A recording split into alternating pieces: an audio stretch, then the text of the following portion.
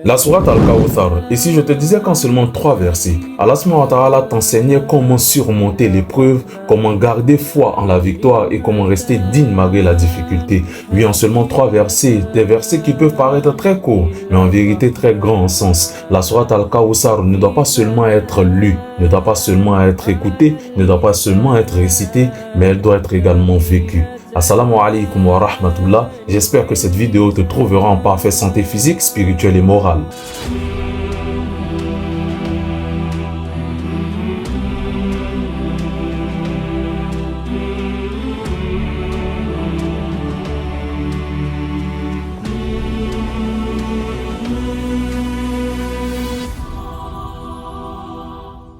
D'abord, le contexte historique. Nous sommes à un moment donné où le prophète Ali a perdu beaucoup de ses enfants. Et là, il vient de perdre un de ses enfants, un de ses fils. Et les Mécois se moquent alors de lui, en disant qu'il est un abtar, c'est-à-dire quelqu'un qui n'a pas de postérité, il n'a pas de descendance, il n'a pas de lignée, il n'y a personne qui pourra perpétuer son nom. Et face à ces moqueries, naturellement, le prophète Ali est autant affligé. Mais Allah subhanahu wa ta'ala n'est point à laisser son messager dans cette affliction-là sans le réconforter. Et c'est en ce sens qu'il fait descendre la sourate Al-Kawthar pour montrer au prophète qu'il est toujours là, il entend et il écoute. Le premier verset révélé, Inna a'atoinaka al-Kawthar. Assurément, nous t'avons accordé l'abondance. Alors l'abondance Al-Kawthar a été définie selon certains exégèses comme étant un fleuve au paradis qui contient un bien en abondance. Également, selon certains autres exégètes, il s'agit ici de l'abondance en termes de biens matériels, en termes de biens dans ce bas monde, mais également dans l'au-delà qu'Allah subhanahu wa ta'ala a prévu pour le prophète alayhi salam. Mais également toi qui vis cette épreuve,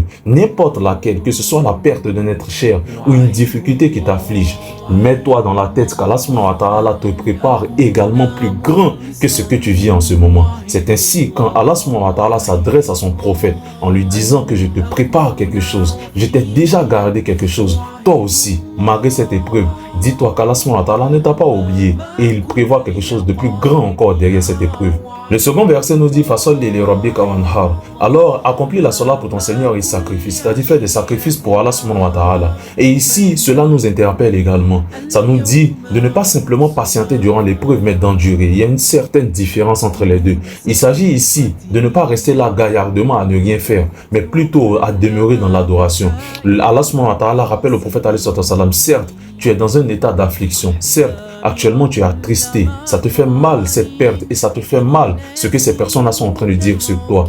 Mais n'oublie pas ton Seigneur, toujours il faut prier. Et pareillement toi qui es dans ce cas, qui es dans cette difficulté, qu'elle soit très grande, qu'elle soit très longue, n'oublie jamais ton Seigneur. Sacrifie pour lui, sacrifie des nuits de prière, sacrifie des journées en jeûne, juste pour Allah subhanahu wa ta'ala, et tu verras que la récompense sera proportionnelle ou même encore plus grande. Le troisième et dernier verset, Allah subhanahu wa ta'ala dit Inna sha'niyaka huwal abtar. Celui qui te hait sera celle sans postérité. Ici, Allah subhanahu wa ta'ala dit au prophète alayhi salam, tu vois toutes ces personnes qui te haïssent, tu vois toutes ces personnes qui ne font que se moquer de toi en disant que tu n'as laissé personne pour perpétuer ton nom. En vérité, ce sont ces personnes-là qui seront frappées de cette douleur-là. Je vous pose une question. Si aujourd'hui je vous demandais, toutes ces personnes qui se moquaient du prophète alayhi salam, est-ce que vous pouvez citer leur nom? J'en suis sûr que vous n'en serez pas capable. Et même si vous pouvez citer un nom d'une de ces personnes qui se moquaient du prophète alayhi salam, mais qui donne ce nom-là à son enfant.